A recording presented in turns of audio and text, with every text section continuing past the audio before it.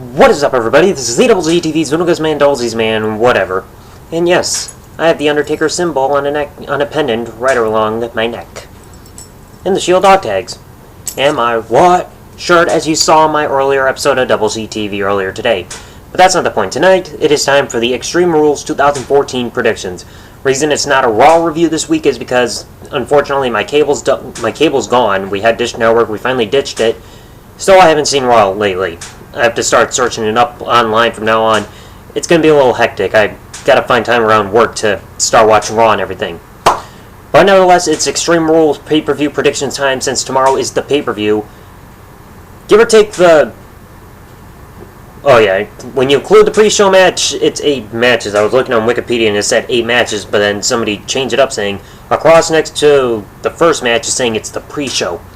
But anyway, I'm going to break down the pay-per-view matches, the predictions. Let me know down in the comment section below, folks. Who do you think is going to win each of these matches? And right before I get into it, there's going to be that link in the description. Sign the petition to reinstate Andre Corbeil. People should know who he is by now. People know he lost his channel due to false flagging. Sign that petition. He needs up to 500 signatures on there. Last I checked, it was like 270. Sign it. Your information, like where you live, is not going to be posted public. The only time your name and city and state is going to be posted is if you leave a comment saying why you're signing it. So sign that. Let's get Andre back on YouTube. Now, let's break down what happens. In the pre-show, the match that everybody's dreading. El Torito versus Hornswoggle in the WLC match. Are you fucking kidding me? Really? What, are you going to have like a coffee table, a step stool, and maybe like one of those little bar stools or whatever counted as a chair? I mean, what the... To do that? That's probably going to be worse than the Santino Marella versus Ricardo Rodriguez tuxedo match from No Way Out 2012. All I know is I'm not even going to predict who's going to win this match because, quite frankly, I do not care. In fact, I don't think anybody in the IWC cares. If you care, I pity you. Why would you care about two little people in ridiculous gimmicks wrestling in a WLC match? So, you ain't getting that review from me. Alright, first off, looks like I had the belt this time. First listed on there is Big E defending his Intercontinental Championship against the tournament winner, Bad News Barrett. I'm afraid I've got some bad news, Big E. It's going to be the end of the line for Big E's title run. Quite frankly, the guy is alright in the ring. He could be better. I think he's starting to improve. But he's just bland. You know, I've even seen memes all over Facebook where people had like those whole old sketch arts things where it's like a cartoon head. Said like it's got this facial expression if it's this, or like happy, sad, mad, scared, excited. They did that with Big E and it was just the same facial expression everywhere. So he's not showing emotion, which is hard to connect with him if he's not that good at acting. But I mean, I think his reign has gone on long enough. It's time to pass down to Bad News Barrett. I know Bad News Barrett doesn't need it, but I mean, this guy is starting to get on a roll. I mean, look at his match against Sheamus not too long ago back on Raw when I think it was still around the tournament. They had a great match. Crowd was hot for it. Crowd's getting behind Bad News Barrett. The one thing I would still like to see is Bad News Barrett try a face run. Mainly because he's been on the main roster since 2010. He hasn't tried a face run yet. Let's see how he can try to connect with the audience as a good guy. I mean, just throwing it out there. So I think, Big E, your time's done, dude. Alright, next up, you got Bray Wyatt versus John Cena in a steel cage match. Now, I know the YWC has been bitching like little babies just because Bray Wyatt lost at WrestleMania. So they figure, oh, Bray Wyatt loses, he's going to get buried. John Cena buries people. No, that's Triple H's thing. Triple H is more known for backstage politics and burying talent like crazy. I mean, I agree, Bray Wyatt does need to win this match. I mean, then he can say he's done something big, like get a win over the top guy for the company. I mean, yes, he got the huge victory over Daniel Bryan back at the Royal Rumble in a very well done match.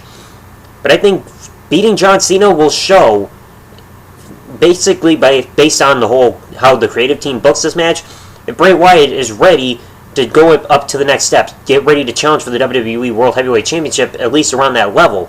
I mean, the guy's been on a hot streak, Crowd's easily getting behind him. He hasn't really had any title matches yet. And this could prove if he can really make it as a singles competitor when eventually down the line the whole Wyatt family breaks up. Well, this is his chance to show it. And hopefully if there's a victory in there, he can finally show the creative team saying, hey, I can make it on my own and can also prove it to the fans. In fact, I even heard a rumor they might turn Bray Wyatt face in the next few months based on crowd reaction, but of course they have to wait until the whole breakup of the Shield. They want the whole polar opposite stuff based on the Shield and the Wyatt family afterwards. Something along those lines. Next up, you got the latest WWE Divas Champion and now former NXT Women's Champion, Paige, defending her championship against Tamina Snuka. Honestly, nobody cares about this match. I mean, Paige just won it. They got a lot invested in her. She's going to keep the title against Tamina, even though that match is not going to be good. Because you can tell by their in-ring styles, it's not going to click. It's going to be very awkward. And people are leading on speculation saying that, oh, maybe AJ will finally return, because there's been people guessing when she's going to return in the near future. She's been taking time off, spending time with CM Punk. So they're thinking she's going to interfere in the match. And it'll determine if she goes after Paige saying, hey, you took my Divas title, screw you, and continue a lengthy feud there. Or turn on Tamina and AJ finally turns face for the first time since late 2012 and start a feud there based on whether or not Tamina wins the title or not. But I'm still hoping Paige wins the title. Fresh, she's the new champion, even though her suddenly winning the title out of the blue didn't make sense. Let's see, you got a 6-man tag team match, Evolution against The Shield. Evolution has been dominating. Triple H has hated The Shield ever since they turned their back on the Authority, finally turning face, so Triple H was hellbent on taking down The Shield, that he reunited his former faction.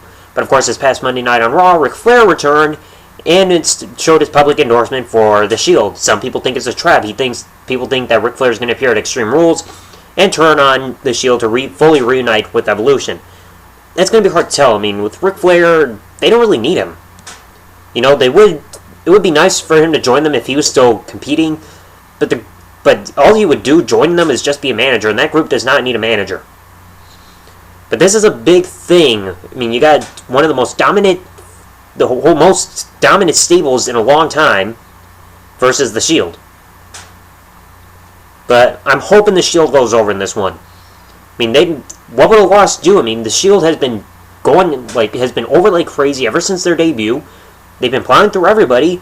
Only thing they need to do left before eventually breaking up is get a gigantic victory over a big stable, and that would be Evolution.